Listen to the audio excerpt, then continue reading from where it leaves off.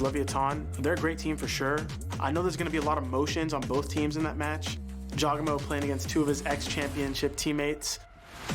It's like having best friends against each other in like one of the more high pressure like moments. I really want to play against him. I'll just be looking at Jaw the whole time. Com solo contra dos y gastó su furia del cazador segundos atrás. A ver, se abre lindo. Headshot corrige y al pechito también. Tiene la segunda, está tocado. ¡Qué bien, Com! Todo de Com esta ronda. Bringing in Jogamo, I've said in every interview, is he's got that ignorance to him. He doesn't care about the opponent. He doesn't care about what you're doing. He's focused on himself and his job. And having a player like that helps a lot in big moments, big matches where pressure's high and he's the guy to make the play. You can just see by his pathing the disregard for his own life that Jogamo has, man. Just a little too easy. Okay, Jog.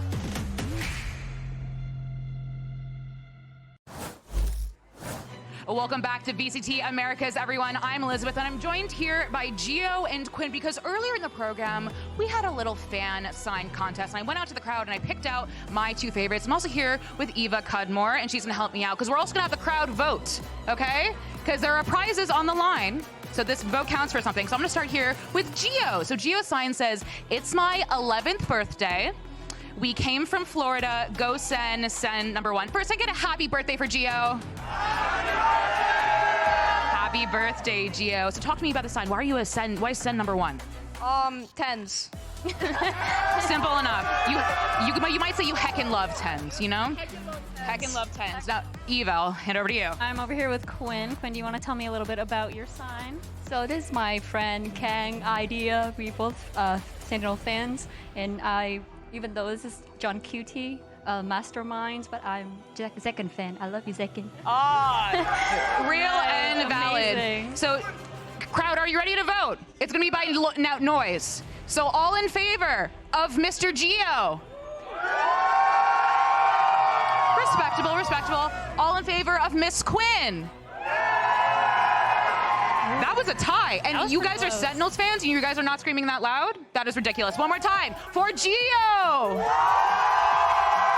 Okay. For Quinn. I think by a hair. by a hair. By a hair. Happy birthday, Happy Gio. birthday. Congratulations. We have a lot. Look at this. We'll get it in your size too, but look at this. A nice VCT Americas jacket for you. We're in Florida. Show your friends. And Quinn, you're not going home empty-handed. Look at these guys.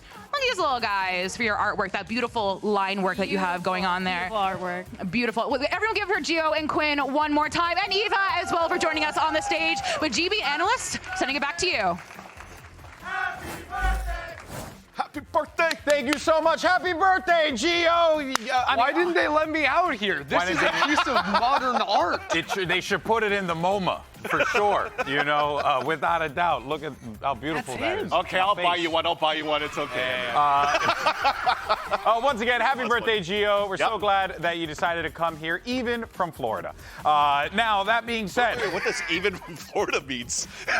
you're not American, so you know you gotta take some digs of Florida. It's always fun. You know? Yes. That's freedom, right? That's America's right there. Anyway. Do we have any beaver sounds for Canadians? No, we don't. Oh. Now, let's go ahead and talk about our second upper bracket matchup.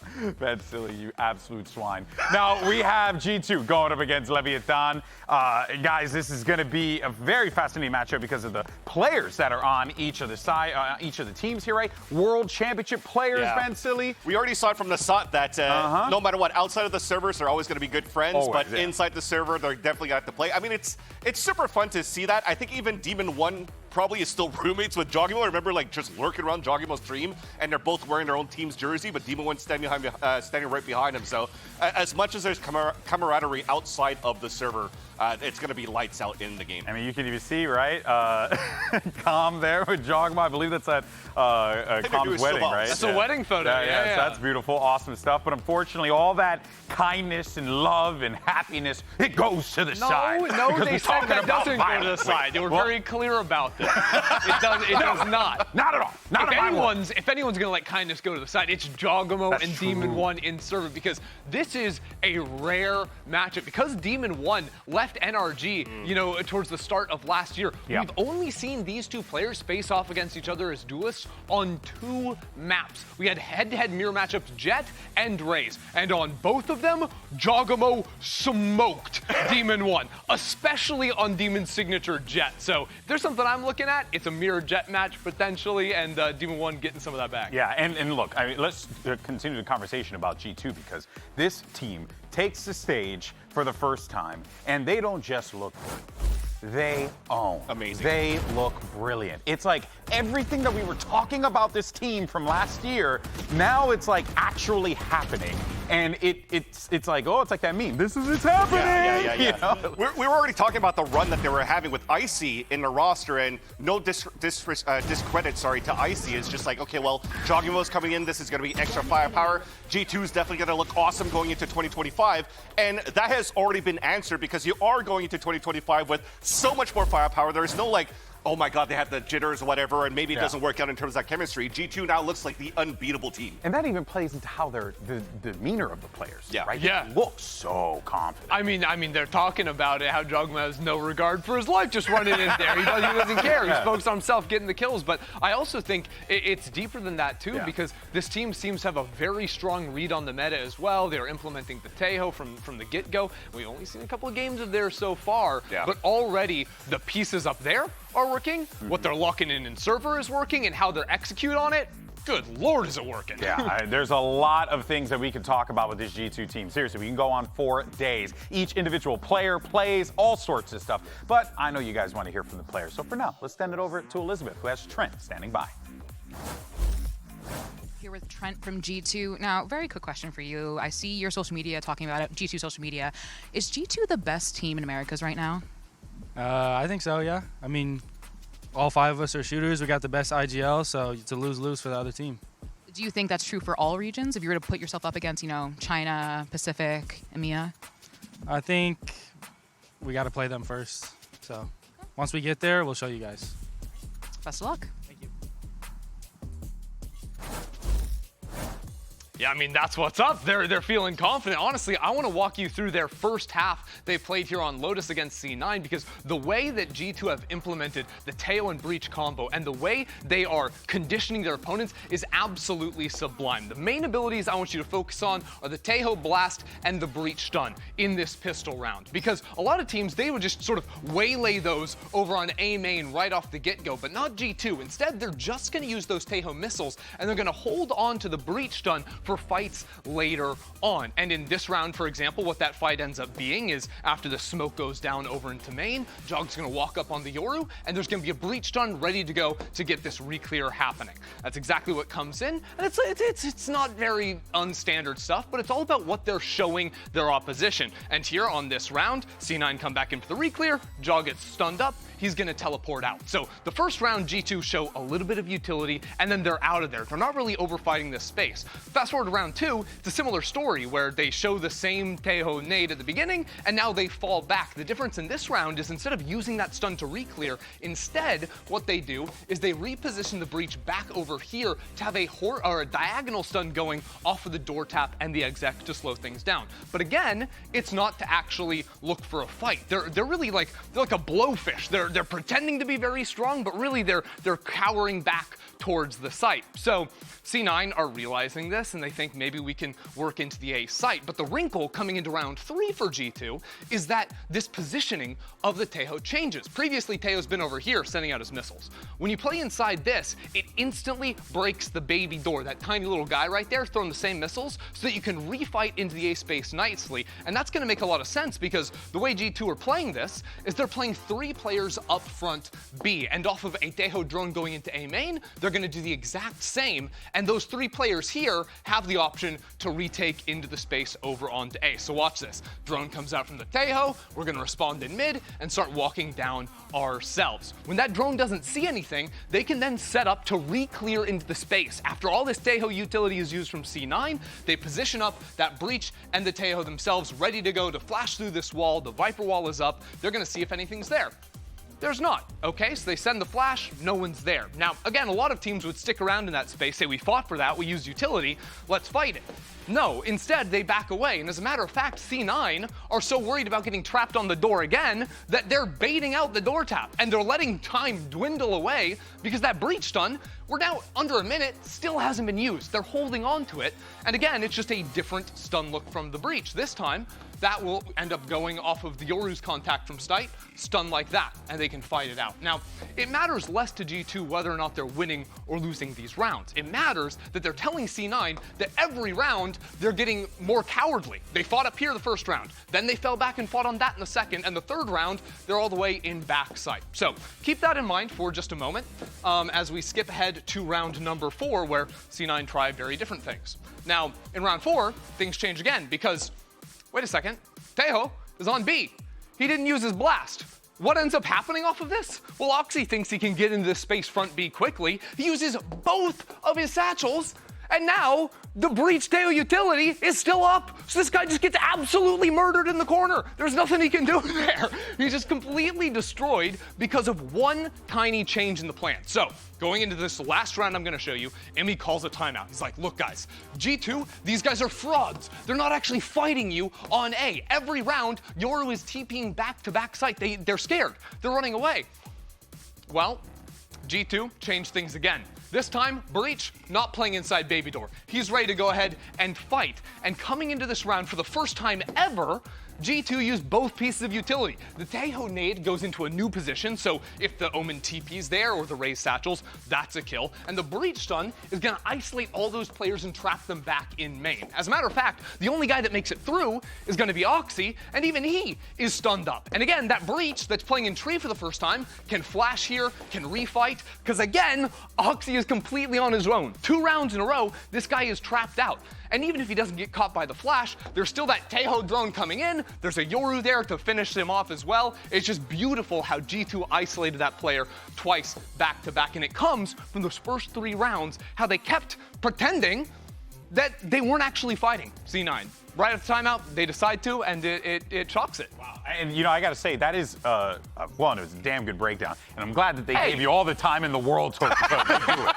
They really did. But I think the biggest thing that I took away from that is how massive the brain of Valen has to be. Truly. And I'm not even saying this to like try and, you know, like big him up, even though we should be, because he's an incredible IGL. Yeah. But it's just the fact to be able to discern that information in the early round. And you're just talking about the early round. Yeah. That's not incorporating the mid round. That's not incorporating the late round. Like, that's crazy. Not even incorporating their attack side either. So to see all these explanations, it's all coming from conditioning that they're doing on the defensive side. So as much as usually when you're starting on the attack, it's like we have the driver's seat. We are able to work the map the way that we want, maybe if it's even our map pick. But G2 just played well where they sometimes could stack good utility or just sometimes just alternate good utility that plays into their own game. And it's been a dominant victory over for G2 against C9 last week. Yeah, it really has. Of course, another player, and I mentioned before, we could really hone in on all of the individuals on this G2 team. So let's go ahead and do that. Pick one from a hat. How about Jonah P? The guy's incredible. Well, let's talk about this guy because, you know, he's a stunner, that's for sure. But also, I think it was really impressive what he has to do on the breach, because a lot of times you're playing breach in these sentinel compositions where all of your trap plays are off of a Cypher camera, Vise wall, something getting triggered, and your breach is just sitting in spawn with stun out. But G2 were playing comps without a sentinel. So all of a sudden, Jonah P has to be sort of a guy fighting in the front lines and finding good timings for the utility, and that's one of the things that made their comp work, because it's not easy to play without that passive info of a Senti. That makes me remember that last round on Lotus that you were actually showing in the display on the teleprompter that allowed G2 to win. He got actually a very nice pick onto the A side first, and then even on top of that, able to stun across the line from spawn onto C to get a double assist for the 2K that finished around for G2. So for them, the breach around Jonah P is so useful, and the range around that is so useful as well, and he really understands how he could assist his team from different areas in the map. And so much of it is the calling, you know, the combination of where he's saying he needs to be and working with Valen, because even from what I was showing you, like, G2 are super mobile on the map, and that's a key difference with them, because when we were watching them in last year's kickoff, defensively, their weakness was these guys are cowards. They're like hiding in their sites, they're bunkering down, they were playing it very nicely, but they weren't really going out there and showing you those aggressive aggressive looks. Yeah. They were playing a very controlled defense. This is still controlled, but they're doing the right movements on the map to still catch you off with a trap here or there. Yeah, it really is impressive, and it just goes to show like how this team, being able to at a whim push-pull, right, goes to show how much work they've put in the offseason. Also, too, like, addition of Giacomo just really unlocked. Completely revitalized. Yeah, it's unlocked a whole new level for this team. It really is impressive here. But let's go ahead, though, and move on to their opponents on the other side of the field. You got Leviathan. Now, this is a squad that came into this one winning their first kickoff match against we'll just say a Furia that might have been a little jet lagged, you know, probably getting in here a little ahead of time. 16 hours before the game or something? So, look, this is going to be a test, Van Silly, for this roster without a doubt, because we've been praising G2, talking about them being so damn good. What does Leviathan have to offer? Yeah, I think at this time, too, Leviathan were, at least from Furia's game, able to ease into kickoff because they were playing against a jet-lagged Furia. So it allows for like new players like Natang to really get the groove of playing on the Americas stage, to see how he gels with the team. And he's looking to be pretty decent into that one as well. And also for Demon One, you mentioned how Demon One was diffed by Giacomo early on last year when he was playing with Energy. But also in an outside interview, Demon was also mentioning that that was a waste of his time in his career. That started off for Energy.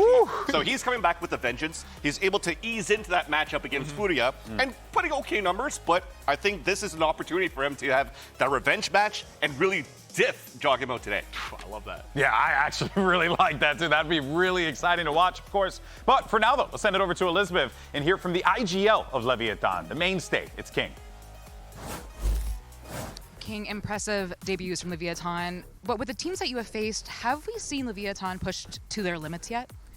I think today is gonna be like that day because we're playing, in my opinion, like one of the strongest teams in the Americas League. So it's gonna be fun. Do you think you're at your final form yet, or no? Me personally, I think I've reached like my peak until like now, but I know I can go for more. But you as a team?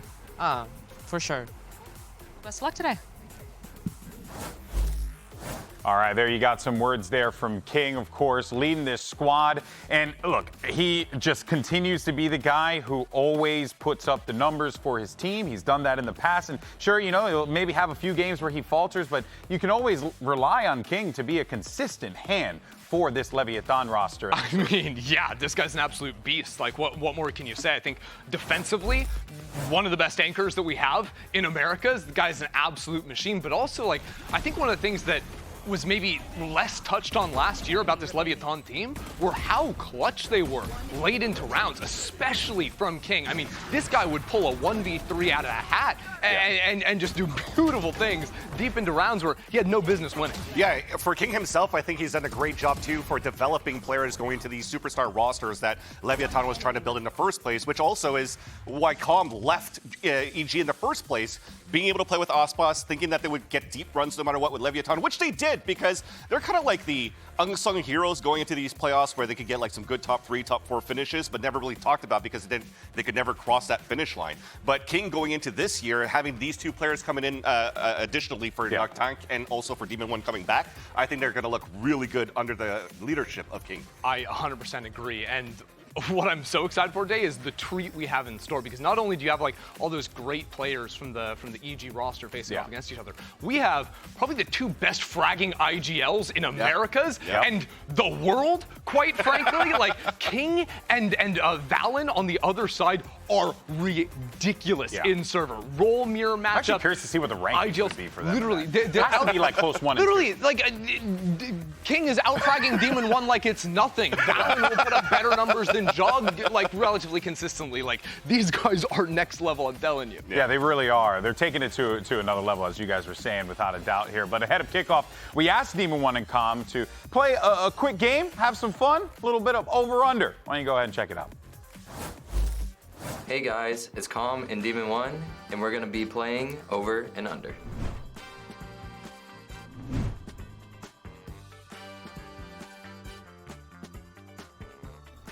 That's over for show, because you had like didn't have to finish the question. Well, yeah, you had. You didn't even have to finish. As long as I got above like 30, like I should be okay, you know.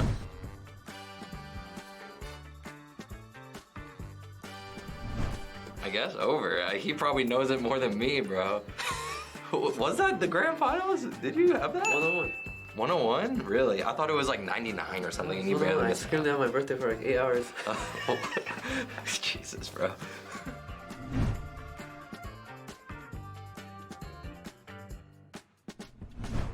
Over. Yeah.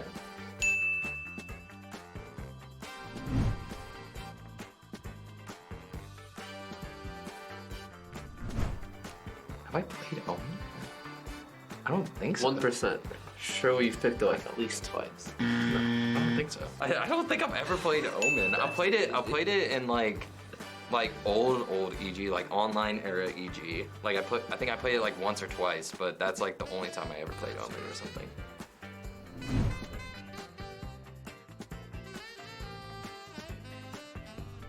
We only played each other once, Pretty right? sure you like fried me.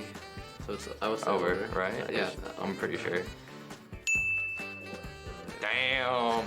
I diffed that boy Demon 1. You don't have a chance to do it this year. You're on the same team as me, so you can't do shit. Make sure I change teams next year. Tom got those wins in while he still could. Now he's got the ability to be the diff over Demon 1. Yeah, I mean, I think like it's very clear, right? The camaraderie. That was like a big thing. I think we were all talking about going into the 2023 season when Leviathan made the big change to go with a mixed up roster from different regions. Yeah. How's that chemistry going to go? How are these guys going to work with one another? But, as the roster kind of comes together here, you're starting to really see like that chemistry, natural there because Demon 1 and Com literally won a world championship. I just want to clear the record, though, because I wasn't saying that going into 2023 because I was in Europe. Okay, see, Don't put words in my mouth. The whole time I was talking, I was looking at his face, and he was ready to say this guy, sugar honey iced tea. Good times. All right, well, folks, I'm going to talk about someone from EMEA who also came over. What a transition! That's crazy. That is actually a great unintentional segue. So, and I love the lower third. It's tank time. But yes, let's talk about the tank here. Coming into the squad, fitting in, and we talked about Vansili, this mixed roster coming together. But it is quite fascinating how the personalities are blending here. Definitely, and even looking at Attack himself going into the VCTs, he was somebody that I wasn't familiar with, and I had a chance to talk to him before we started the VCT year. And going in from Gentlemates, qualifying into Ascension, he was actually like, "Hey, I gained a lot of experience towards EMEA. I felt like I could prove a point as a great initiator for the team, and I could bring a lot here onto the stage for the Americas." And he has. He's actually put some very good numbers as a breach on that Haven, allowing even players like Com to fully activate and farm on Haven at the same time. And then you go into the second map where he actually has fragging capabilities too. So there's a reason why they picked him up here into this roster, that he could fulfill something that was missing from previous players, and that they could potentially go into a deep run here for Leviathan. Now, I have something I want to dig into here, and I want to make sure we have full buy-in on this front, because I think that it's very important that when,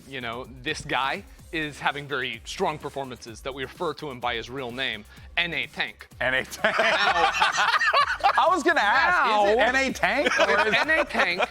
Now, in the event in which he walks onto the stage today and underperforms, say, are we bought in that it's EU Tank? It's EU Tank. Are we bought in, Chad? I'm down for it.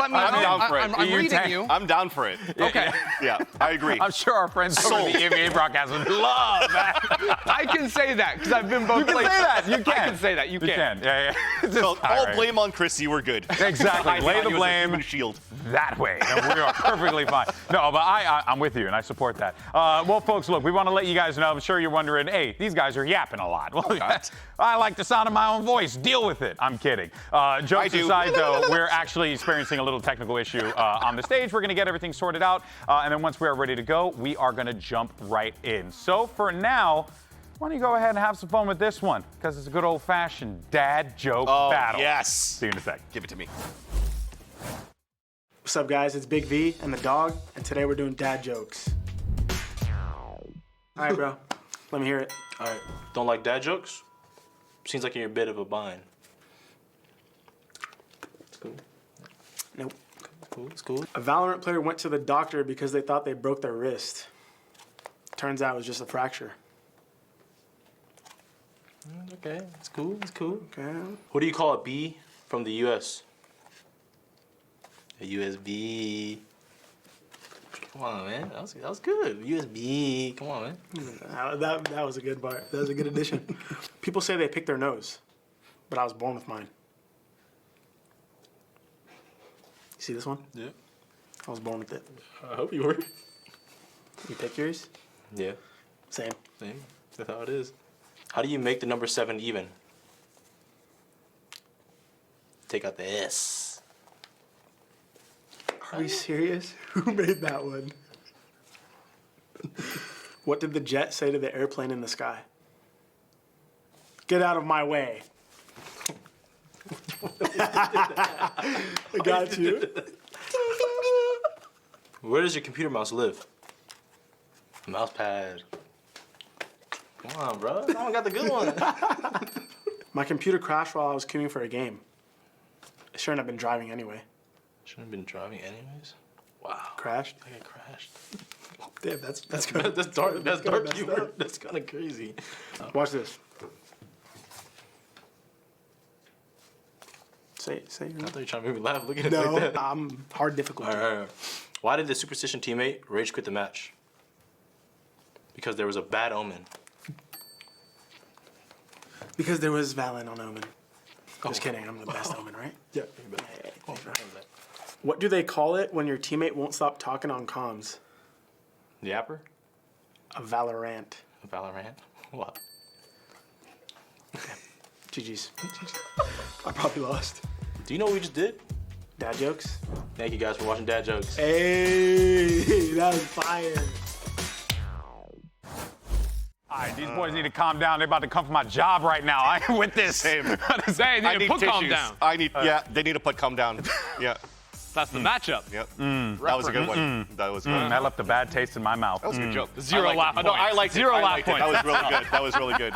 Oh, man. Okay. Well, guys, again, we just want to let everyone know that there's a brief delay on the stage. We're going to get that sorted. And then, once we're good to go, we're going to jump into the action. So we'll keep the conversation going as we usually do and continue to talk about some of these players here who've just been absolutely incredible at the start of kickoff. One of those individuals, we had to talk about him. It's Leaf, baby. I mean, the guy who should be a 95 in the ratings, an absolute beast. But really, Vansili, I mean, Leaf him coming into G2 was a difference maker last season, but now with the flexibility of Jogama on the team, so much more resource available, you're seeing Leaf shine even more. I mean, he's able to still get play the way into his own style, rather, switching over to a center role from the last year into now, and now adding extra firepower with Jogamo. It just definitely is a lot. Leaf is able to just let his teammates chill, and then when he needs to clutch, he will. But also when you're looking at maps when they played on Abyss, he was also trying to be a lot more aggressive under this chamber role too, and doing a great job covering one section of the map.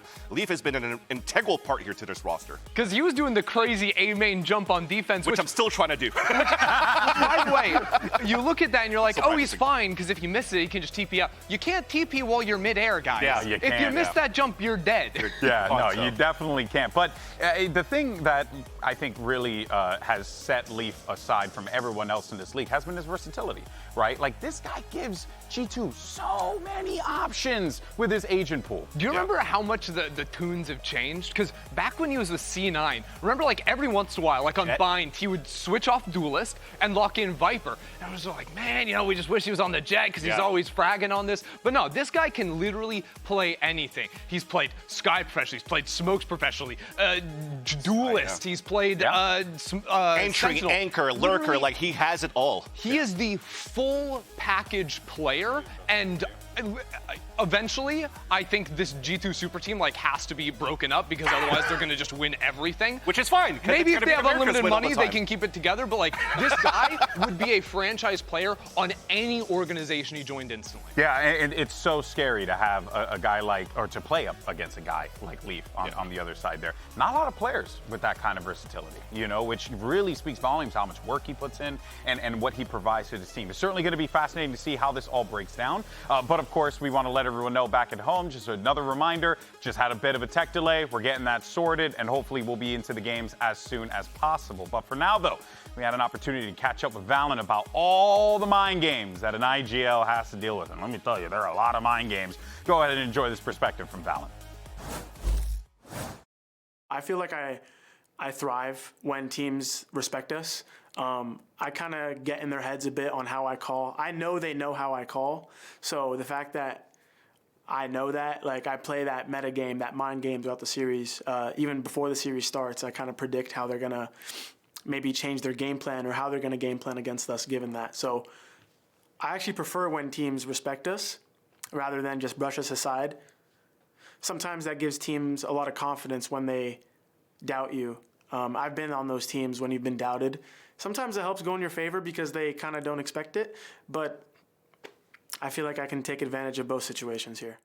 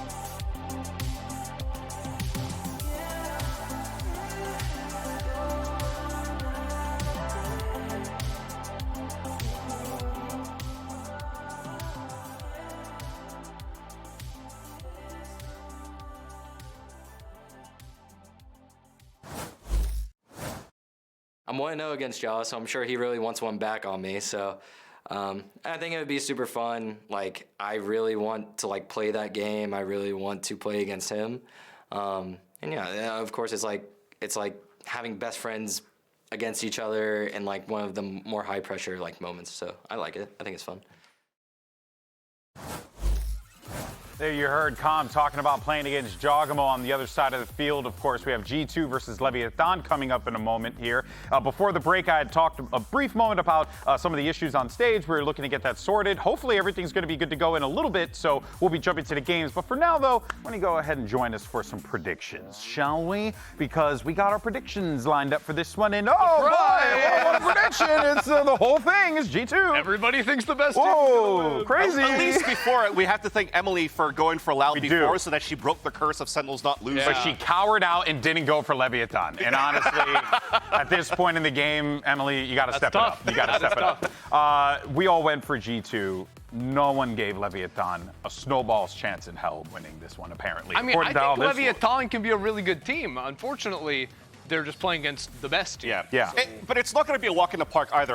Let's talk about how Leviathan can win. Yeah, I mean, at this point, they still have a good firepower because you talked earlier on about King being one of the best IGL fraggers and a great anchor on the defensive line. I think Tex is definitely one of those for Leviathan as well, where it's going to be hard for G2 to overtake these sites when Tex is going to be moving in that spot. So you do have to be on point in terms of that Tejo and Breach utility that we were displaying before. If not, Tex is going to get free reign against you. It's just so hard for me because I see these teams like very similar in a lot of different ways. Interesting. And I just think G2 has the edge in every category. Because like I think like, oh, Tex and Leaf, they can both like really put up the numbers on Senti. But Leaf puts up better numbers. Okay, you've got two fragging IGLs. Okay, but Vanity's doing better work out there. Valen's doing, I always say that. Trust me, I know. Trust me, I just wanted to save you. Yeah. No, are you going to call me Vanity because I'm Van Silly? No. Wow, that was a disappointing no. No, I played ranked with you. There's no room for What the hell? My IGL's amazing. My IGL is amazing. Hey, we got to get the cops. Get this guy out of here. Well, let's look at the bracket, though, because also remember what these players are playing for here. An opportunity to go into that upper bracket final, the upper bracket, rather, to match up against Sentinels. And, well, I should say upper bracket final. And then, of course, we have G2 versus Leviathan.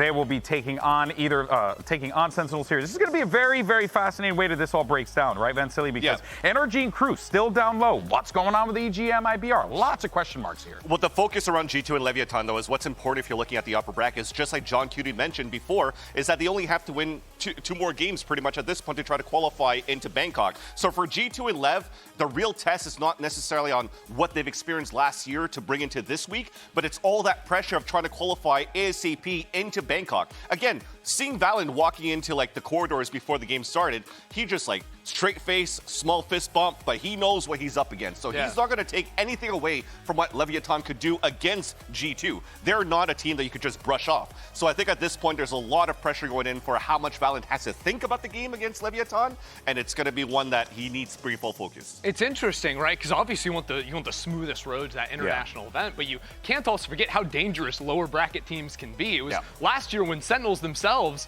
went down lowers early after losing to Loud in the group stage, and then playing the maximum amount of maps they could to go on and win the whole thing in Madrid. And Kaplan talked so much about how much those extra reps on stage helped them evolve in a very short span of time. And that is the truth of the situation for a team like G2 right now, where they have very few stage games. Granted, the core of 4 is together, so like I'm spinning my wheels a bit. That is a big advantage, though, right? Like you're not wrong about everything you said, but then you also got to factor that element into it too, right? You have this core 3 from the guard days, and then you add in Leaf, and now it's at that core 4 that's been together for a while now. So really, you're coming into this already ahead of a lot of the pack.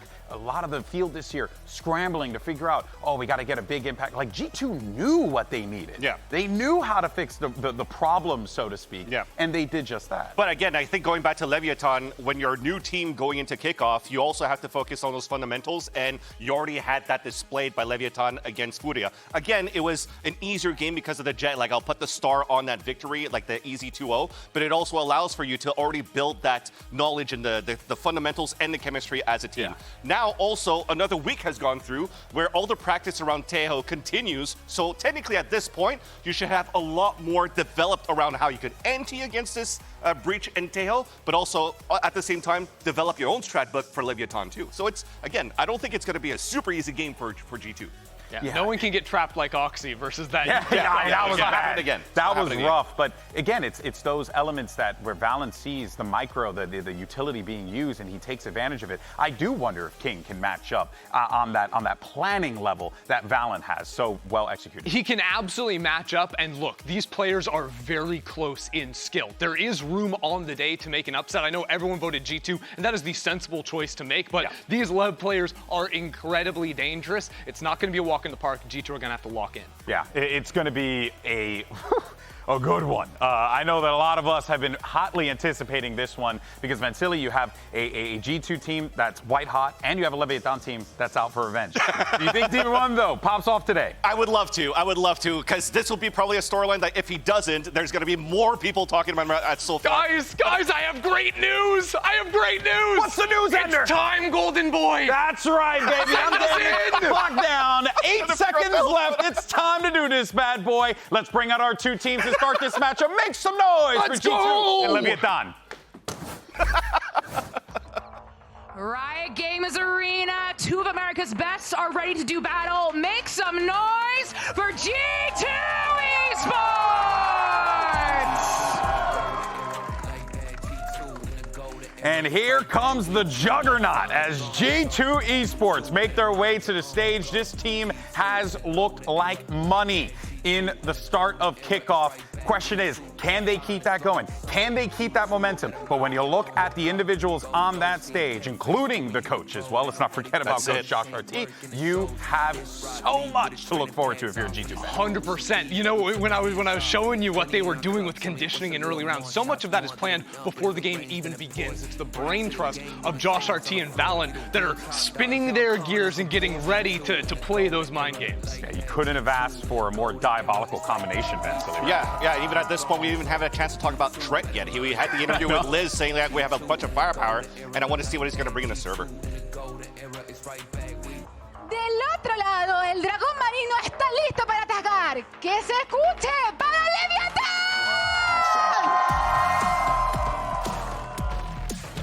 Leviathan knows that this is going to be a challenge, but if there is a team that has the talent to meet the moment, it certainly has to be this Leviathan lineup. Yeah. Look at the names that are on there. 2 world champions. You got King, one of the best IGLs in the game. You have Natank looking to make a name for himself here in this space. And Tex, who's continued to be a force on this squad. Leviathan have the pieces to win this, but Ender, they're going up against a brick wall. They absolutely are. But look, you talk about the pieces. Demon 1 Demon on server, back on the stage. We're seeing him again. And honestly, like, the roles mix around for him. But I am just waiting for the map that comes in when we get to see him on Duelist up against Jog on the other side. They've only played against each other on 2 maps before. Both were lopsided to Jog. Demon 1 needs to step up if we're ever going to have a chance at taking down G2 today. All right, well, let's go ahead and see what our maps are going to be for this one. As G2 Esports Leviathan are huddling up, talking about what they're going to do here, and we'll see where the battleground is set, because these players had made that choice earlier on. Of course, we'll get those eyes on that in a little bit, but I'm curious, right? Yeah. That is really going to dictate how the whole thing plays out. Definitely right? big question marks for sure going into this one. Even Demon 1 bringing out Raze most recently, coming back into 2025, where usually back then when Demon 1 was playing, if it's not a jet map, he's going to play more smokes. But now we get to see Pearl first, a map picked by G2, which I love. This is actually a series that we haven't seen yet coming for either of these maps, rather seen by any of the teams. So with Pearl coming out, I'm intrigued to see what G2 is going to play, because technically it's their map pick, and if that map's their oyster, Pearl, then you could see Joggimo play any type of duelist ever, like a Yoru or a Jet. I mean, man, that's just brutal. Give him some break. I love it. Yeah, the dad joke segment, let it happen. It's so good. But truthfully, I am curious whether or not G2 are going to be rocking the Breach tail on this map. It's something you can do. We've seen a handful of teams do it globally, but this is also one of those maps where... Exactly, you just saw Sentinels did it, right? Yeah. Exactly, so you could definitely do that, the Breach Teo, and just keep Joggimo on that Yoru. Yeah. So this could definitely work. I mean, I see the Yoru. And he can get real silly with that Yoru. Yeah, as I mentioned before, when we're looking at how G2 leverages both Teho and the Breach to give Joggimo space, he's able to path around the utility, even run through his own teammates' salvos, so that he could actually gain the extra space and then get those picks inside the site for the team. If he TPs out, the rest of the team is already executed in the site, and he could be the flank watcher, he could be second assist, he could play pulse plan on top of that too. So the game plan goes very, very deep on how G2 plays, and it's going to be a lot for Leviathan to try to answer quickly and right away.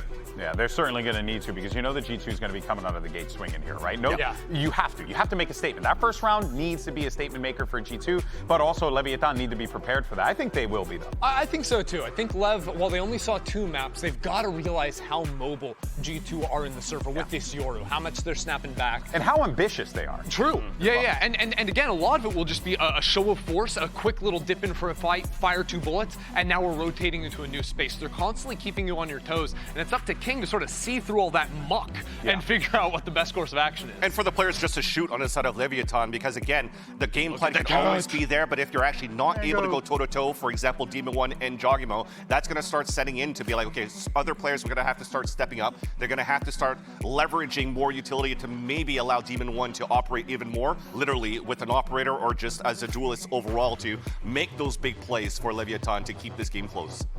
Oh man, you can definitely feel it with both of these squads, right? Like they're eager. They want to play. They want to get in I'm like, we want to watch. I want to watch. Try and see what agents they locked in right now. Don't worry, we got you covered. Here's your agent select. Vice, and of course, Chamber. Chamber with the Vice. Okay, so no breach options, but Leaf on the Chamber. We saw, I think it was Sociable over in EU just dominating. What does this composition tell you?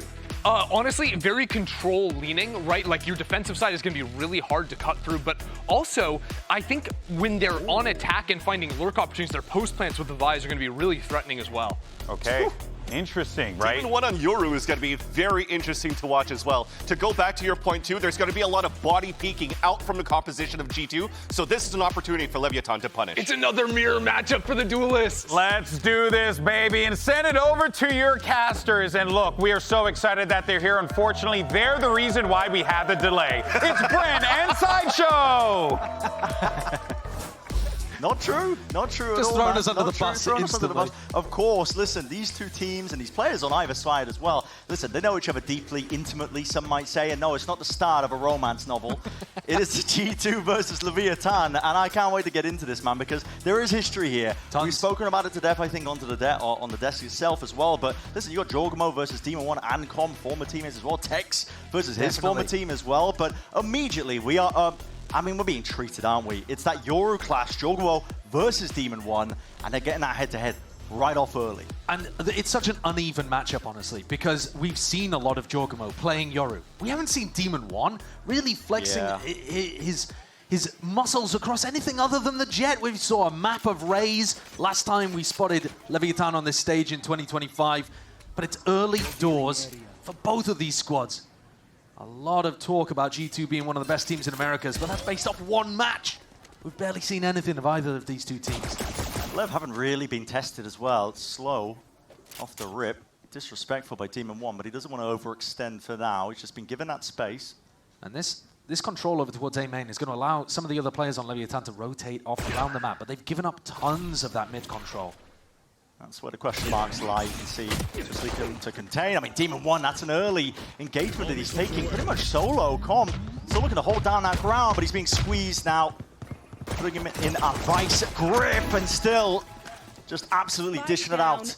Taking him off the server. 4v3 for G2. Oh, and in classic G2 fashion, they are perfectly happy to pump the brakes. 50 seconds on the clock, and Valen is going to make Leviathan sweat. They knew that they had all of that mid control for free. Leaf still has his trip up over towards double doors as well, giving them great ideas that nobody on Leviathan has re-cleared that area of mid. They're now going back into the Vice setup. And that's dangerous. And the tank and Tex have the read, at least to some degree. And the tank now has peeled off a little bit, so a lot of this is going to be on Tex, former G2 player. Or at least with this roster when they were on the guard. Yeah, it's going to be a triple jump over, no baiting it out, there's no time for it. Leaf having to stick this plant out, but already evens it up, 3 versus 3. And potentially even more. Tex is just absolutely ripping them to pieces. It's a 3K in a round, and he secures up that pistol. What a play, what an individual moment to instantly start the game. G2 ran over net last week, looking to do the same against Tex. It's not so much a revenge tour as just, I don't know, bullying their former players. But Tex answers back very early on here. A lovely play with the Frenzy. Not a gun that we're seeing that often on pistol round too. We're just singing the praises of G2. You know, they play pretty Valorant overall from what we've seen in the one game that they played, but that was where the time was getting away with them.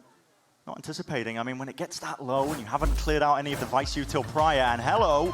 I love this. Wouldn't be tonight. We're going to have the longest broadcast day in history at this point, man. Why not? I'm here for it. Let's stay until midnight. We could overlap with Pacific. We could. We could. Yeah, we'll just cast that too. Sure. Just run it up over here. Throw it up. We could do a co-stream of it at the same time. Do I get OT pay? I don't think so, but no, it's all good. Not for you, not for you. I've got it, but you don't. So Lev come out with the pistol round here. An early pause just to make sure. I mean, maybe. Could be the same issue that we were running into earlier. Unaware, but it seems like King's got some level of technical problem going on with. It's like, input, wow, I didn't sand my mouse pad down. Doesn't feel right. So just to dig into these teams a little more, while we've got the time to do so, we have only seen one instance of them playing on the stage. And that's not enough to draw really solid conclusions. And yet, G2 played to such a phenomenal degree in their game against Cloud9 that there are a lot of people already talking about them being one of the best teams in Americas, maybe one of the best teams in the world. We need to see more, and this is a great test for both of these squads, because we saw them clash constantly throughout 2024. They played each other 5 times, these two teams, across 2024, with Leviathan having the lead in that head-to-head war 3-2. It was super even. Unfortunately, the final one was at Champs, so that kind of ruined G2's season towards the end there. But a great run from Leviathan, and both teams have made a couple of changes. But with all that being said, they are both squads that are looking for international trophies, I think, this year. Yeah. If 2024 was them getting their foot into the door, getting deep in some tournaments, you know, a 3rd place finish for both squads at very large events, I think this has got to be the year where both teams, both captains, King and Valen, have got their eyes on some kind of trophy at the international level, not just Americas. One step further, like you were saying, right? Because that's the one thing kind of missing for both of these teams so far is that they want to be able to go that extra mile and lift that trophy. I got the notice on what's wrong, by the way. It's unfortunately King's headset isn't fitting on him properly. he got one of the headsets that's a bit too small. So it's unfortunate. Can't fit around his that's a giant long time IGL fix brain. As well. You got to wait for the delivery. You got to get the new ones in. No, there's a slight monitor issue on the stage, so that's what King's currently having a discussion with. Yeah. Those flashing lights are just on our end, by the way. That's presumably not what he's seeing. But we'll be seeing as well. I mean, in the meantime, we can see what IGL Valen thinks, and if they can go all the way in 2025, check it out.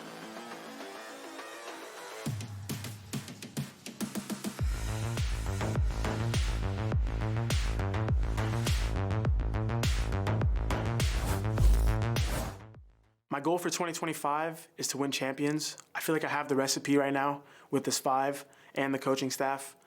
I've learned a lot of lessons throughout last year, you know, losing back-to-back domestic grand finals, losing top 3 Shanghai, making playoffs. I feel like I've been through it all right now. And the next step for me is to finally lift that trophy, and this is going to be the year.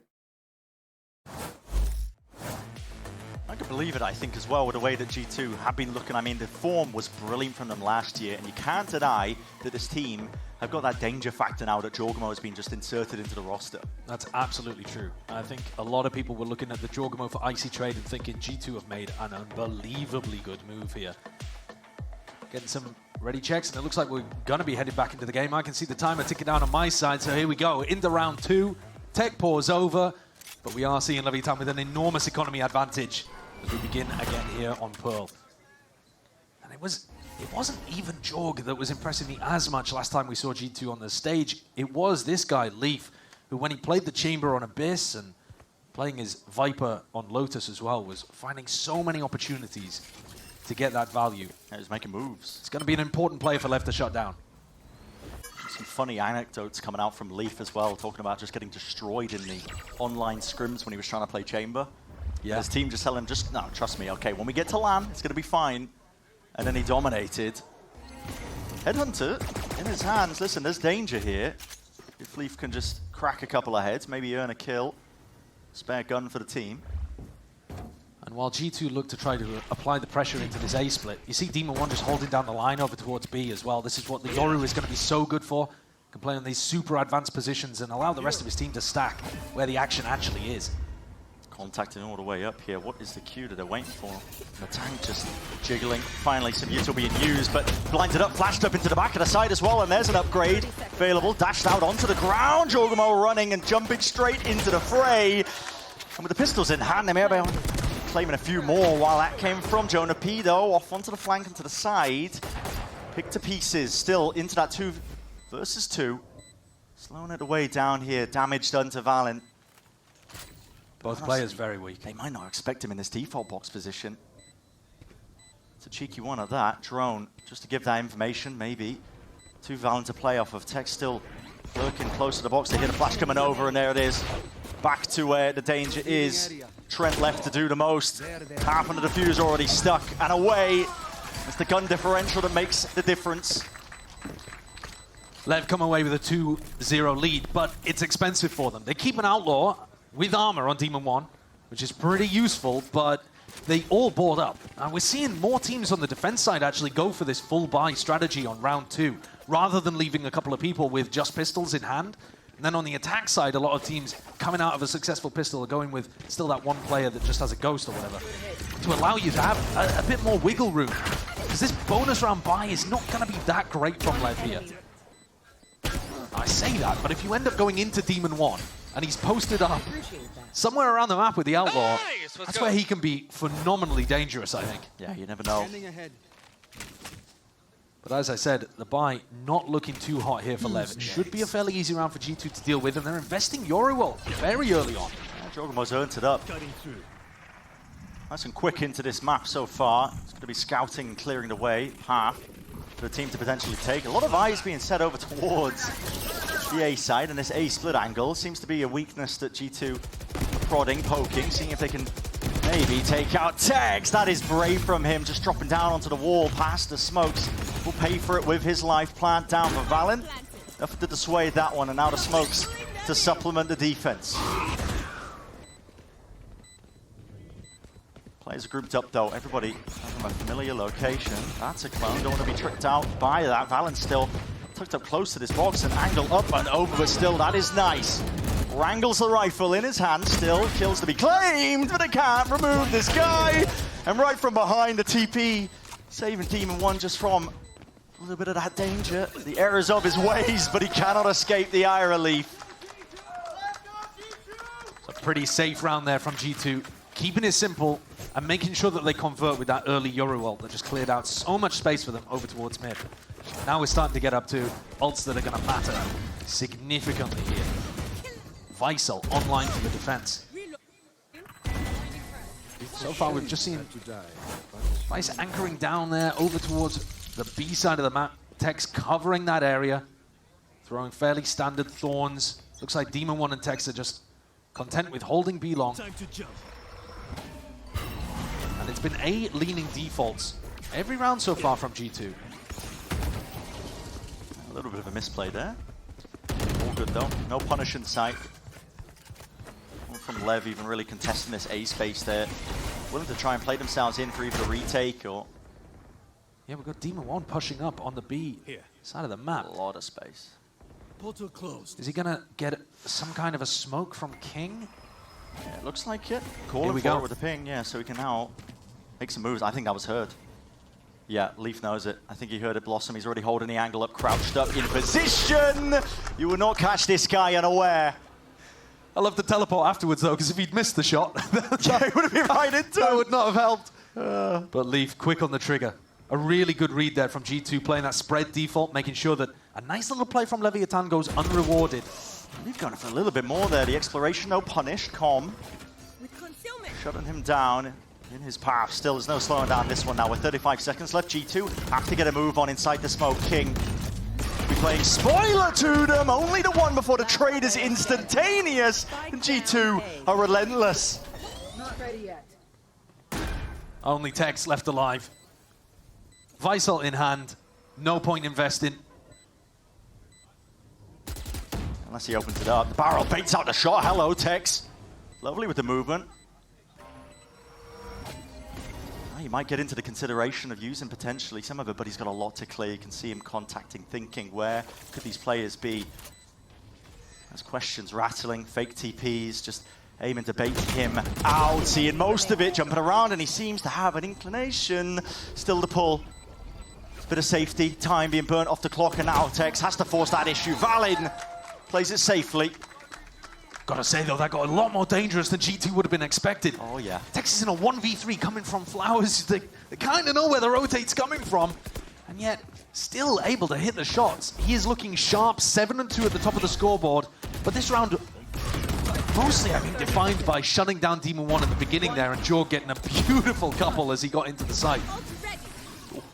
Now how that quite connected, who knows? An eco round here for Leviathan. You want to play? Let's And they're looking to try to make something work in mid. Pretty common eco idea here. And it's our only time, as far as I can recall, that G2 are doing this B-leaning default where they go and take B control early with the drone. It is. You got to think that this is because Leviathan have only got sheriffs to their name. Yeah, it's expensive, or that Vice util as well, so maybe anticipating that it's going to be easier to crack into if they do work their way over. Angles held though for now, almost approaching that minute mark. They're just waiting to see where the play might be made, because it's, you know, it's on LEV almost at this point, as if you're on the weaker guns. You are divided. Standing ahead. They have to be the ones to create the moment to potentially stand that chance. Tex tried to stand his ground, swiftly dealt with. And a very nice controlled round by G2. You see that they've used both of their Sentinel pieces of utility in mid, so they weren't even worried about any kind of early mid aggression, because they had the Vice Wall, they had the Trip. That just allowed them to play fully safely over towards B long. And here's the backstab. Tour de Force even committed into this round. Didn't hear it at the beginning. Salvos. Not so much avail. Yeah, that is execution style, isn't it? Brutal for Com. Goes face first in an alleyway. It's a gruesome end, and King just left to see if he can get any damage done to the economy of G2, but know exactly where all the players are. That is flawless. Everybody surviving, keeping it healthy, and now G2 gaining that lead. Not only had G2 got the lead, but we saw them use the Yorowelt for Jorgamo so early on, round 3, that they now have another one developed. I mean, they've been really good at being able to prioritize ult points onto Jorg. So now they've got a Yorowelt's overall combo to be able to work with, which is a key combo with this composition. Round 6 is the second one. Yeah. He's charging them up incredibly quickly. And I think that's going to put enormous pressure onto, well, anybody, anywhere around the map in hard anchor positions. But certainly Demon 1's operator is going to find it difficult against this Yorowelt. That's a TP. The drone needs to be dealt with. It's broken. That should ring alarm bells in G2's head. And G2, I mean, listen, Leaf. An incredible level of awareness from these guys. They know that something is off. The drone is being broken like that. You're trying to set somebody up onto the angle. And the coordination is perfect from them as well. Leaf gets onto the angle, dominates it at the same time as the drone, because he knows that Demon 1 is going to be tucking. And then he's got the advantage. He's hitting that shot every day. Now, Valen calling for the re-clear over towards A main as well. We're going to see a flash recon. Trent doesn't have it online. Oh, they know he's there. Oh, brutal. Thinking about spamming the box as well. It's just textbook. Yeah, it really is. There's no weaknesses, no gaps in the play overall where G2 could potentially lapse and give that in to Leviathan. Now they have to play this retake with just 3 players left. Did they even want to opt into it? You can't afford to buy. Hold on. C's missed. Cut it off onto the corner there, and the Salvos will not be getting anything done as a result. Too slow for Jonah P. 150 health, still didn't get tagged by any of it. They're going to invest the Vice ultimate here in the post-plant 5v3 just to ensure that there is absolutely no chance whatsoever that LEV can commit to that one. The decision is made for them, isn't it? Yeah. Well, this is the thing. The decision is made, but the round is not over. Leaf is going hunting. So is Jonah P all the way through mid. They knew this save call was coming through before LEV even made the decision themselves. The money, the guns, LEV need to hold on to these. Oh, Fangor. See if there's an exploration a little bit deep. I don't think Leaf is going to be overextended though into the sight line. LEV granted a silver lining to what is a dark rain cloud over Pearl right now. Look at how beautifully set up that was. I mean, the Yoru flash as well, just perfectly off screen for LEV. These players forced to run. That's the trouble with G2, Josh. Timeout called already here for LEV because something does have to change. You've only won the pistol to follow up. Yeah. Since then, G2 have been running away with it. The slow play, they've forged that over the course of many years now, and they are good at it. Very, very good at it. Listen, if you are a minimap watcher and enjoyer, you like G2 games, contrary to popular belief. I mean, listen, they can be slow, but you know, that's when we were talking about Jorgamo being that addition. He's added that explosive element, that potential for them to actually take over and go for some of these faster plays, these rounds where he might be able to take over. It's true, but at the same time, we haven't actually seen too much of that in this game. Yeah. I thought they increased their tempo a little bit in the match that we saw with G2 playing against Cloud9. It looked a little faster, a little more pace to it than we were used to in 2024. But we are, honestly, in this match so far on Pearl, we are back to some extreme working the map IGLing from Valen. And I think it's because he's got such a great idea of how LEV are going to play their defensive setups. Tex and Demon One have basically been on B control the whole game so far. Coming out of this timeout, I'd love to see an adjustment from LEV. I'd like to see Demon One not always going for the same push up B long. Have an exploration towards mid. Even on the eco round, they didn't really explore in that area. Now, having said that, even the suggestion that I'm throwing out there, G2 have a trip and a wall if you go too far into middle. So it's not like you can get that much of an advantage against them. It's so tough to increase the tempo and increase the pace against a team that's running Chamber and Vice. It's an interesting play that's been cooked up as well. Thorns up and over. Not sure where the lineup is supposed to land, but Shockeys are going to go flying out as well, seeing if they can remove any of the difficulties, obstacles. Ult, lay it down, and there's some Thorns for you. What a combination! Up and over, Jorgamo's already deep into the site. He's got these early angles and line of sight. Com, drone to clear it forwards. Players are ahead of it, but damage done. Jorgamo, I have to respect it. And they're going back and clearing for art control as well. They've planted for art, so this is an area of the map that they can hold. They can give up that normal position towards backside. He pings out over the positioning, flashes in their face as Demon One. Be letting them know exactly where they stand. King steps up to the mark and deals with the challenge. That is Jorgamo. Still, it's going even across the border now. That Cosmic Divide splits up the site. Still, it's on the wrong side of things. Spike, it's going to be accessible to a degree here. The pull going to be, please make a good go of it. But what's the next layer of things? There's a 2v4. LEV backs against the wall. You're forced into essentially to save again, if you even can. Can you get out of dodge? Oh, it's Jonah P, excuse me. Still watching every angle of retreat. Utterly, dominantly in control of this game, G2. It looked like Tex, on an individual level, was going to be able to bring something to the table in these early rounds. And yet it just has not materialized. The set plays are gorgeous from G2 again. Is this miscommunication? I mean, the Astral Wall, it looks like I was expecting the default plan. Yes, I think so. I don't think they anticipated that was going to be a plan for art. I think they probably should have anticipated that, considering how easily they got control of Secret, Dugout, those kind of areas. Yeah. And LEV now on another eco, again playing over towards mid. And I want to highlight again this Sentinel utility that we've got going on over here. Because we've got the Vice Wall up towards top mid, the trip over towards shop. When LEV take mid control, they can't go any further than that without triggering G2. So they're essentially stuck even on an eco like this. It's again a B-leaning default for G2 on the anti-eco. They're sticking to the game plan. Why would they deviate? It's working so well. Yeah. Makes a lot of sense. They put a lot of thought into it. There's the trip broken. So maybe a little bit of danger now for Trent, who's in spawn, worried about a potential flank coming through. His job is just to contain. He still has that safety of the wall into the one side, so he only has to watch the one essentially link up into the flank. Yeah. And you see that now that Trent is coming to the rest of his team, I'm not being pushed super heavily. They're probably going to retake from your side. The rest of G2 looking to fend off this attempt. An attempt to plug back in too, but just wading into the open arms and open sight lines of these players. dangerous team that G2 are, man.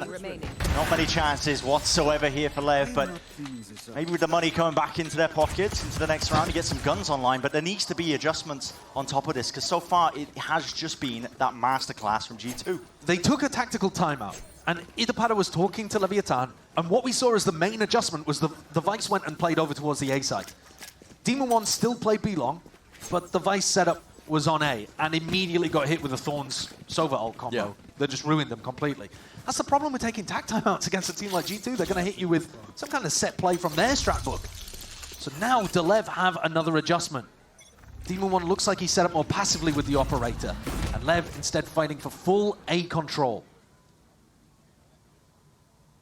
It's the benefit of the Tejo. You do have quite a lot of util to just chuck at it. Make sure that it pushes back the attackers nice and early. Demon One operator in hand.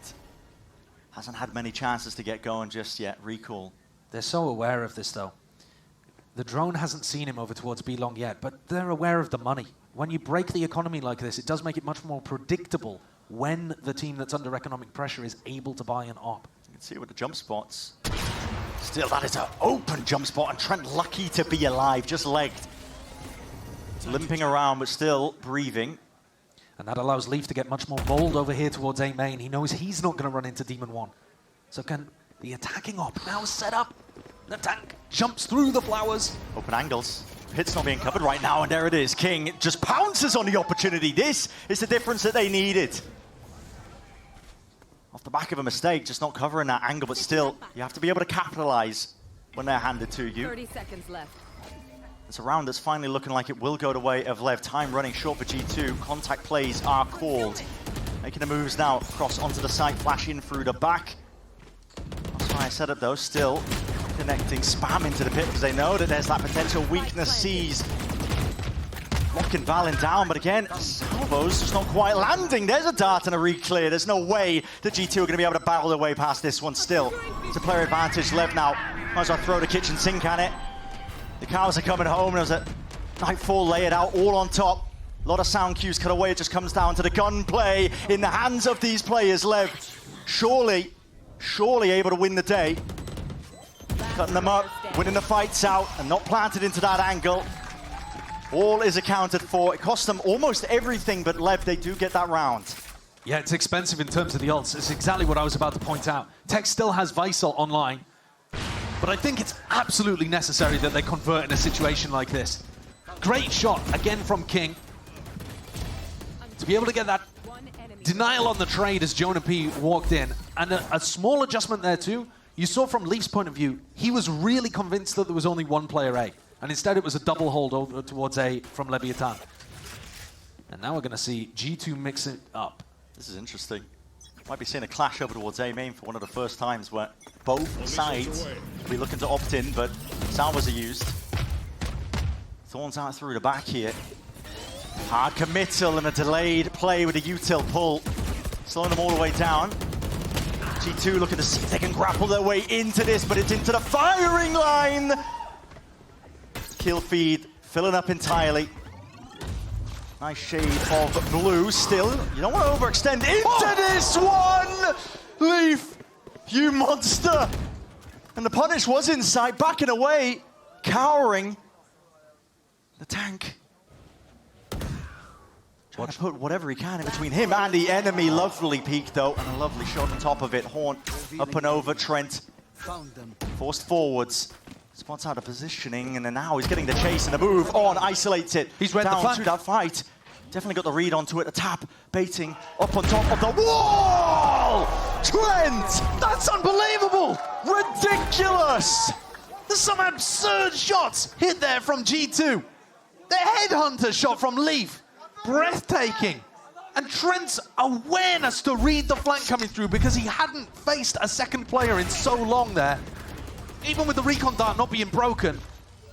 Another situation where it should have been Leviathan winning the round. And G2 on an individual level play that masterfully. How has he done that? Ludicrous flick. They were already in control of this game on Pearl. They didn't need to be individually outplaying. LEV will be sick to their stomach that they lost that one, because it's also knocked them down onto an eco round. Back to the bargain bin. There's only 2 rounds left into the half here.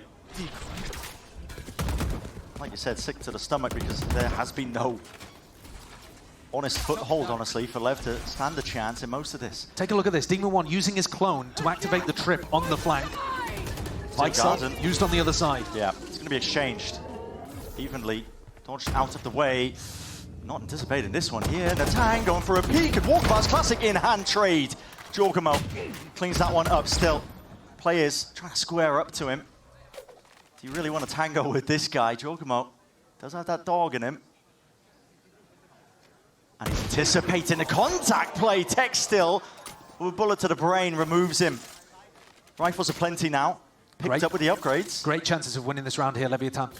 The clone that came out from Demon One gave G2 entirely the wrong read on what was going on. They thought it was a full B-long push. That's why they tried to A-split. Now you kind of have to clear out A main. And Leaf, the hubris, brought a stinger into this round, despite the fact that he has 4.6k in the bank, because he was wanting to play around his chamber op instead. I do respect it to a degree. You don't want to give your opponents a gun in case you do end up falling. But it's going to make it more difficult for him to take those kind of fights over towards A main. So instead, G2 try to flip the map. Do indeed. Still, util has to be used as the salvo's clearing the way. Rendezvous not going to be standing a chance against all that. Close quarters action called. Here's Jonah P. He's knocking on your door. And they were fully aware that the map was flipped this entire time. Leviathan got to get a move on here. That A main control, they were waiting for the team to maybe make some moves here, but they all fall in the end. It's 8-3. And only 1 round left in a half for Leviathan to even play with. The speed of adaptation from G2 is remarkable in these kind of rounds. Like I said earlier, Demon One's clone comes out, breaks the trip over towards B, and the call is not to go and re-clear B, it's to assume that that was some kind of 3-player push on the eco, and we're going to react through. Once they realized that they'd made a mistake and A main was lost, instantly swapped. Oh my god, I'm frying these kids. He is. He's 10-4, winning unbelievable clutches. He's not even top fragging, that's Leaf. Here comes the Yoru ult. This is the kind of place where you'll see the tempo increase for G2 now that Jorg's at the front. Man in the helm. Just gives you those options, especially that Hunter's Fury in the hands of a few of them. A couple of pings and a couple of tags. Orders necessary. Com is toppled. King has to take risks now. Steps up and players lined up. 2 taken away, straight from the fight. Clones in your face, flashed up, quick scopes in play. That is LEV. At least answering back, they get that 4th round. It was desperately, sorely needed. Really important that they took down Jorgamo early on there. Take a look at this one on the replay. Another big round from King. He's offered them basically half of their rounds so far. King anchoring over towards A, giving them advantages, keeping them within some kind of touching distance if they get the pistol. Absolutely is. There's still chances for Leviathan. It all depends, though, on the pistol round as we look forward to that second half.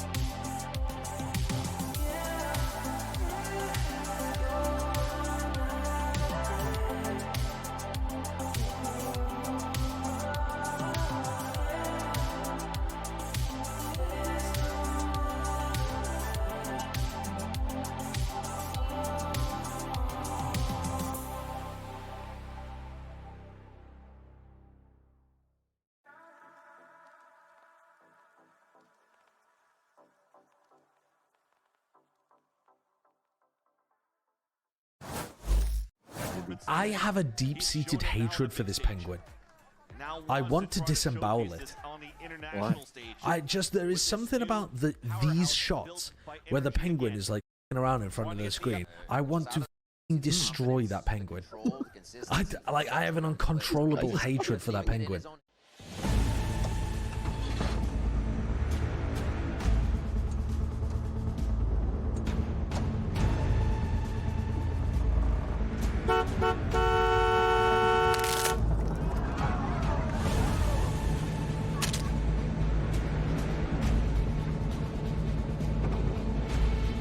I need to go into witness protection after what I'm watching here. And I think, listen, the jury would side with the penguin.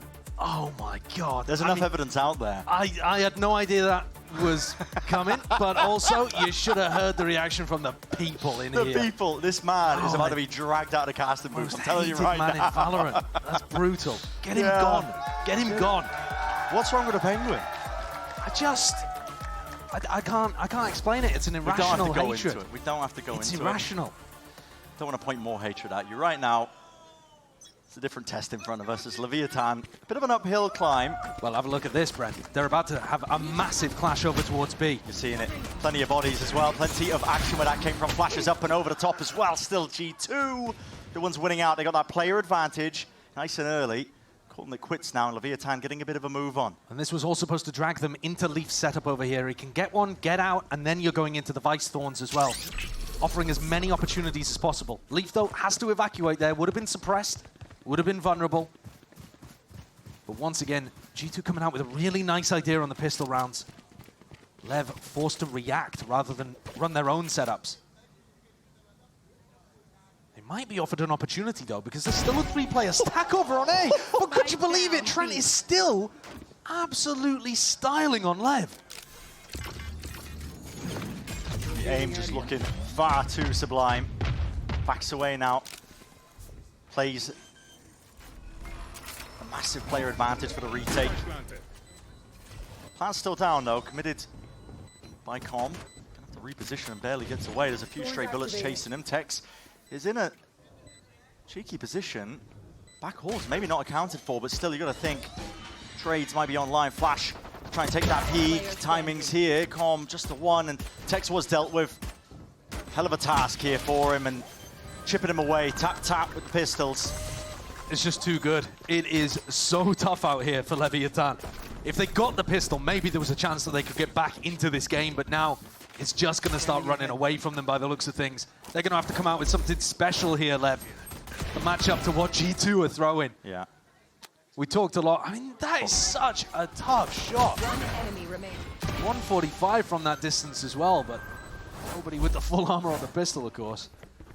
And you can see a flash of the scoreboard over here. Demon 1 and Com up against Jorg. It's not Jorg that's really controlling the game right now.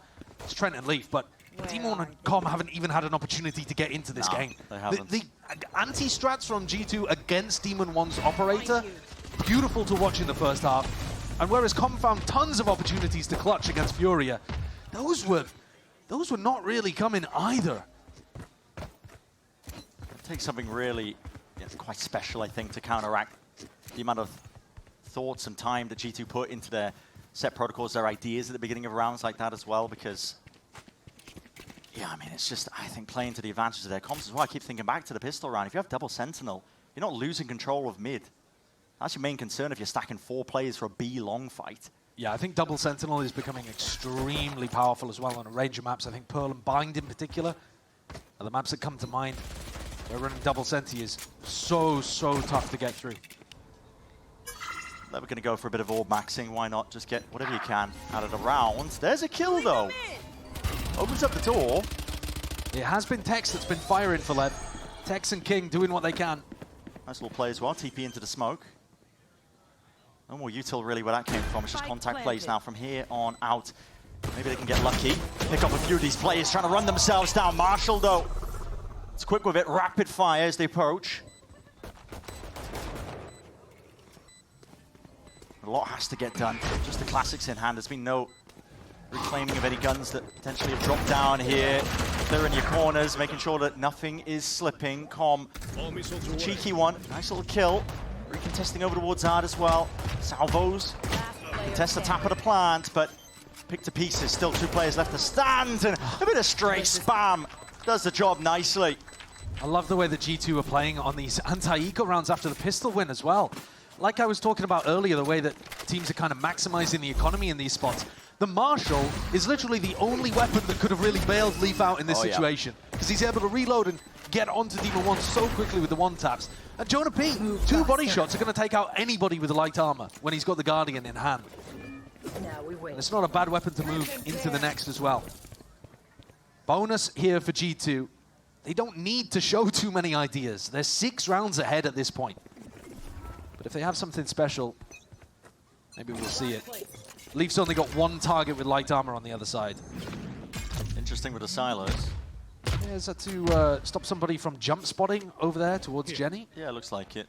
Jump spot. I didn't see what a second one was, but... They're anticipating some kind of bait and switch setup here, I think, where there's a jump spotter, and then Leaf is tucked in that little cubby there that they cleared with a Prowler. Could be. I was wondering, maybe that was the second salvo as well, just in lane, where sometimes you see Chambers, they put their TP down, they try and play up to pillar. Yeah, that's a great point, actually. Could well have been to I'm just making that up, though. I didn't see where it went. No, I think that's an extremely good good idea there, that it was to break the Chamber TP, because, of course, when you're playing against the Chamber, it's a great idea to try to use those salvos, get rid of them. Com now has it back online.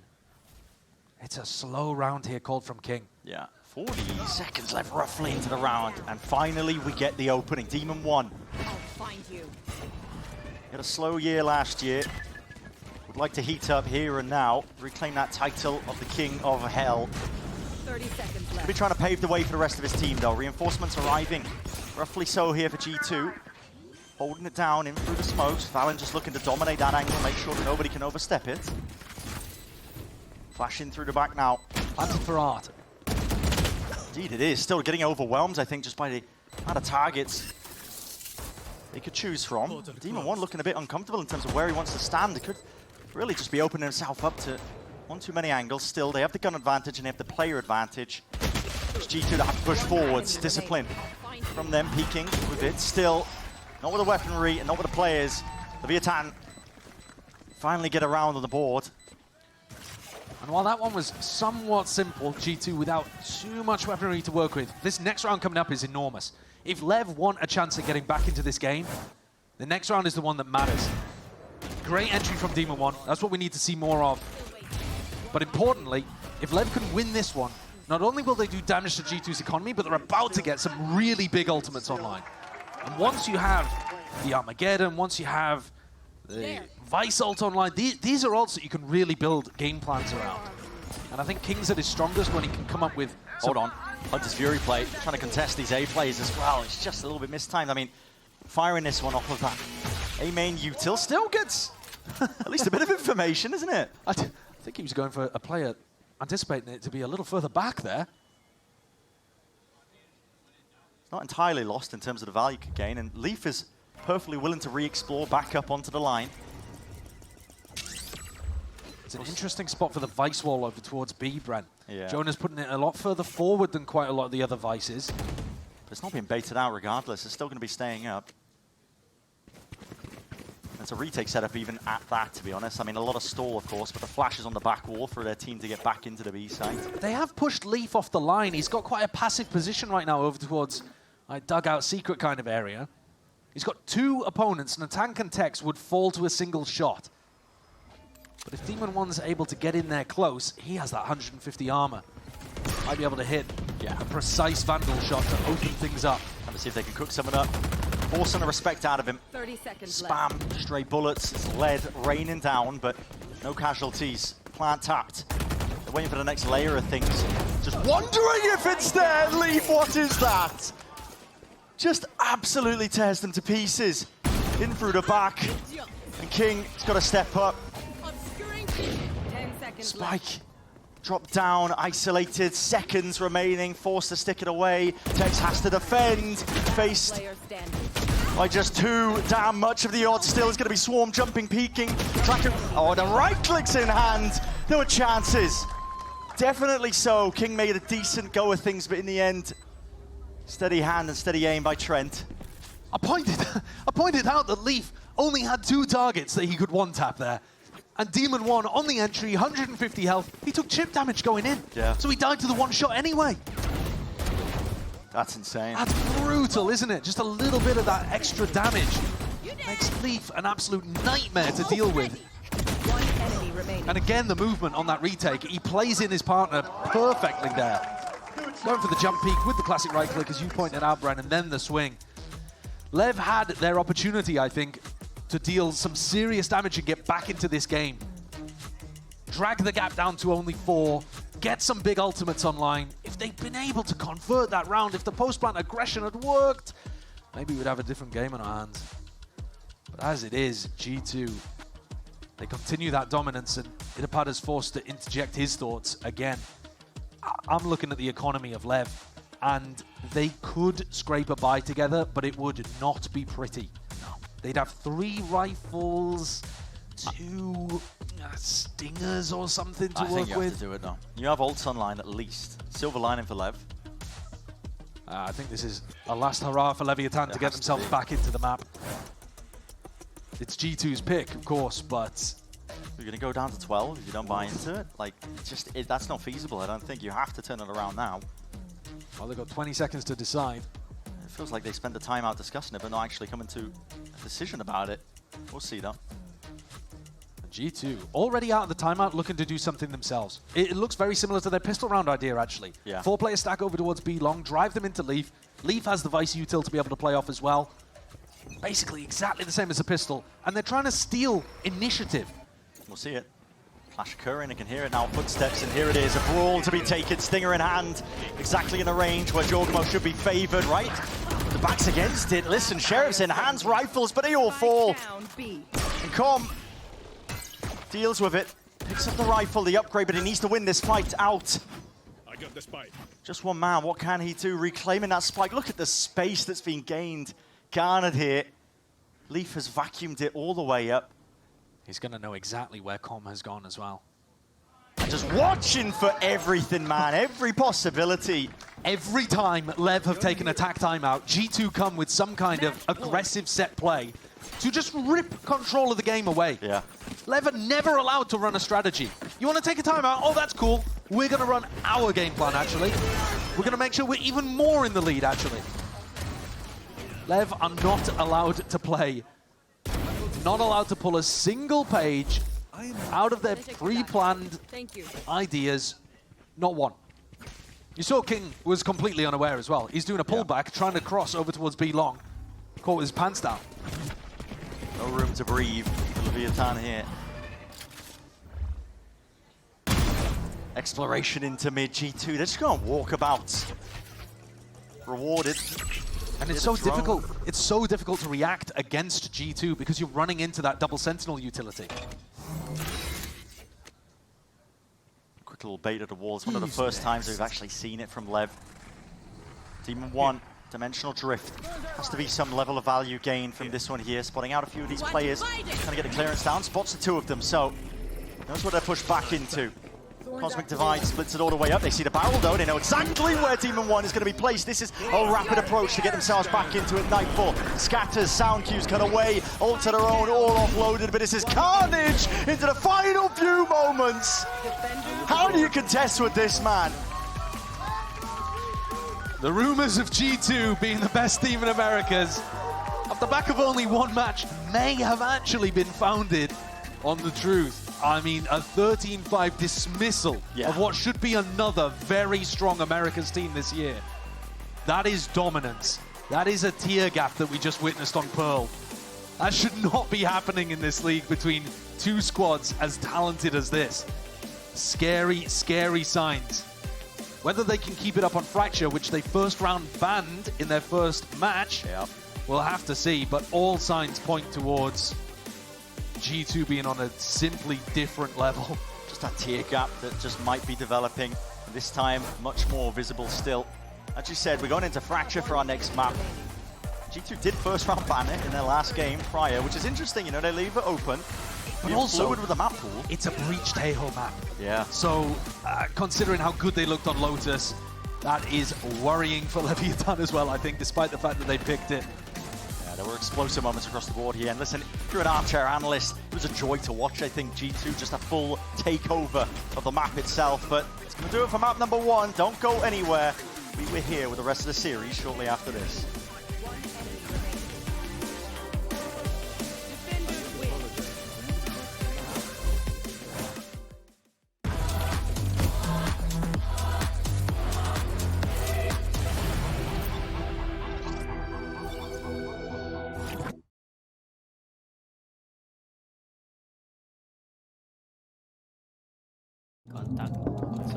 Okay, Team Secret, we need you guys on the stage now. Come on, let's go. Let's go. Let's go. Let's go. Let's go.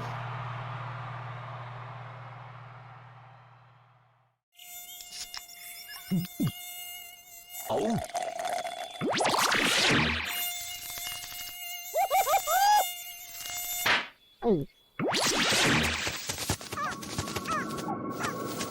Huh, nature sure is full of wonders. Red Bull gives you wings. The new Red Bull Zero is here. 100% wings with monk fruit extract.